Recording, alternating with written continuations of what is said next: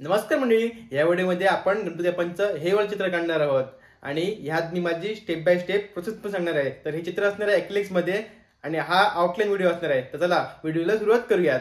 तर हे पेंटिंग करण्यासाठी मी वापरतोय कॅन्सनचे हे वॉटर कलर पेपर्स. याची क्वालिटी 300 GSM आहे आणि आपण हे चित्र काढणार आहोत. हा फोटो तुम्हाला पाहिजे असेल तर डिस्क्रिप्शन मध्ये आहे. मला फोटो प्रिंटेशवरती भेटलेला आणि हा खूप क्यूट आहे. हे चित्र आपण काढणार ग्रीड मीडियमने, त्यासाठी हा ग्रीड ड्रॉइंगचा ॲप लागणार आहे. आणि ह्या ॲपमध्ये मी आधीच करून ठेवलं आहे, पण तुम्हाला दाखवतो मी कसं करतात ते. इथे यायचं आणि इथे A4 सिलेक्ट करायचं, कारण हे पेपर A4चे आहेत. ओपन केलं की मीडिया पिकरमध्ये जाऊन तो फोटो सिलेक्ट करायचा. असा बरोबर ॲडजस्ट केला की क्रॉप करायचं आणि अशी ग्रीड येतात. ग्रीडची साईज आपल्याला मोठी पाहिजे असेल तर इकडून ॲडजस्ट पण करता येतात. आता हे 10 mm आहेत, तर इथे 12 mm पण करू शकतो आपण. मग साईज थोडी जास्त होणार.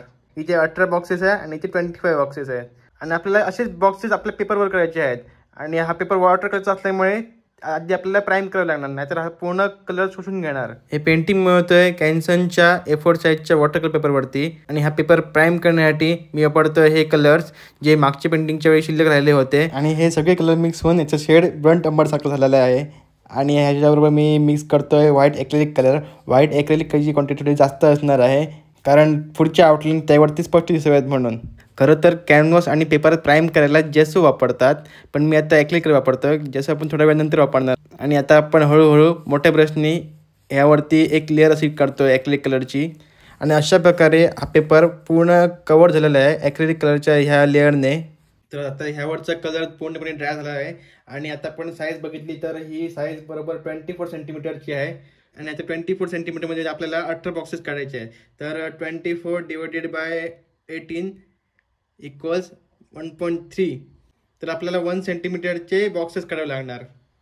चला तर सुरुवात करूयात. इथे मी 1 सेंटीमीटरची गॅप ठेवून वरच्या बाजूला मार्किंग करतोय. आणि आता ही वरच्या बाजूची मार्किंग पूर्ण झाल्यावर आता ह्या साईडच्या बाजूला पण मार्किंग करावी लागणार. तर आता आपण ह्या कोणापासून मार्किंग केलं आहे, तर आता ह्याच कोणापासून असं मार्किंग करायचं. जर आपण ह्या कोणापासून मार्किंग केलं आहे तर आपण इथून असं खाली मार्किंग करू शकत नाही, इथून करावं लागणार आपल्याला. तर आता इथून पण आपण 1 सेंटीमीटरच्या डिस्टन्सनी मार्किंग करूया.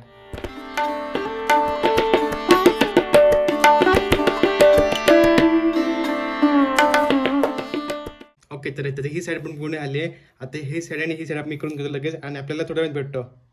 तर आता आपलं हे मार्किंग आणि हे मार्किंग आणि ह्या साईडचं मार्किंग पूर्ण झालेलं आहे. आणि आता आपण जे लाईन्स काढणार आहोत ते लाईन्स स्पष्ट दिसावेत म्हणून आता आपण हे पिन वापरणार आहोत मायक्रॉनचं. तर एक लाईन पूर्ण करूया.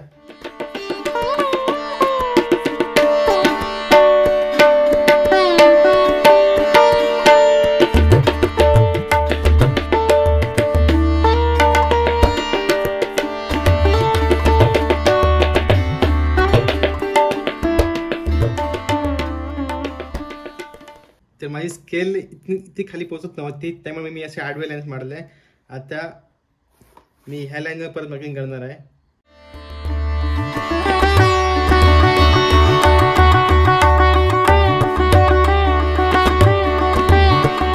तर आता उभे लाईन्स मारूया.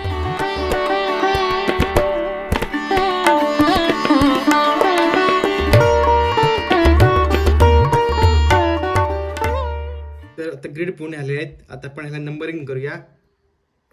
1 2 3 4 5 21 22 23 24.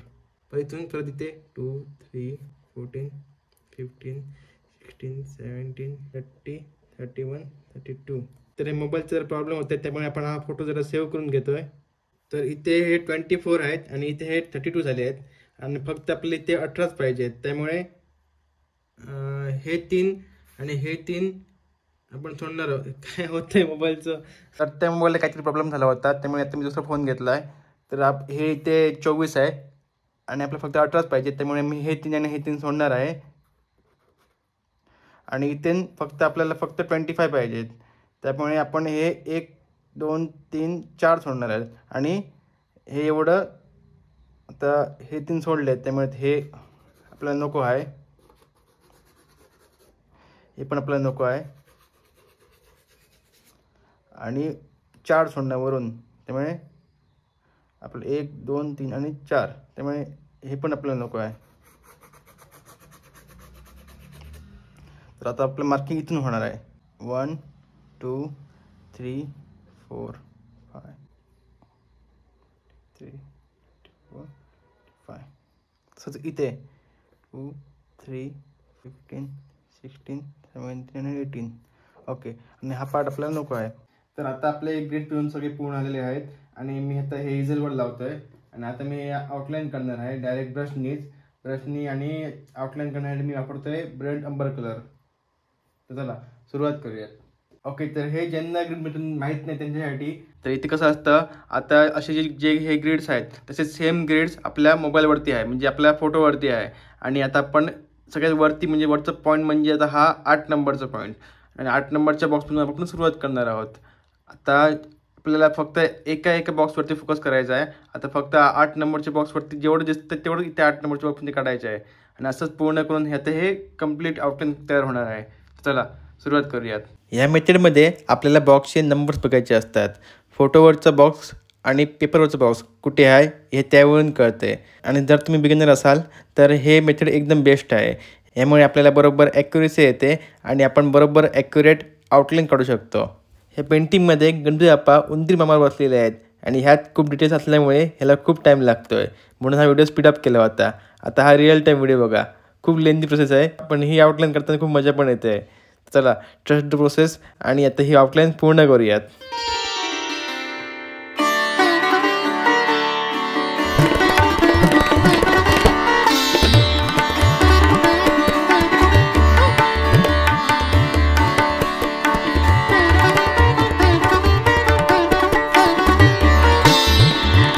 आता मी बाप्पांच्या डोळ्यांचा पाठ करतोय. बाप्पांचे डोळे खूप सुंदर आहेत. डोळे कंप्लीट झाले आणि आता आयब्रो काढल्यानंतर छोटे मोठे डिटेल्स आहेत ते पूर्ण झाल्यावर ही आउटलाईन कंप्लीट होईल.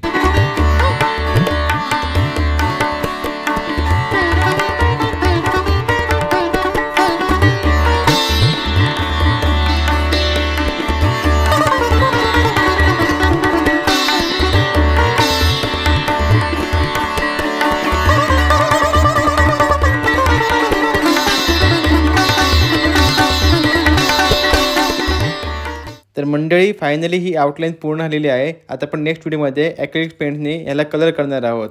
जर तुम्ही पण हा व्हिडिओ बघून हे पेंटिंग काढत असाल तर मला इंस्टावर नक्की टॅग करा, मला पण बघायला आवडेल. तर आपण भेटूया आता नेक्स्ट व्हिडिओमध्ये. धन्यवाद.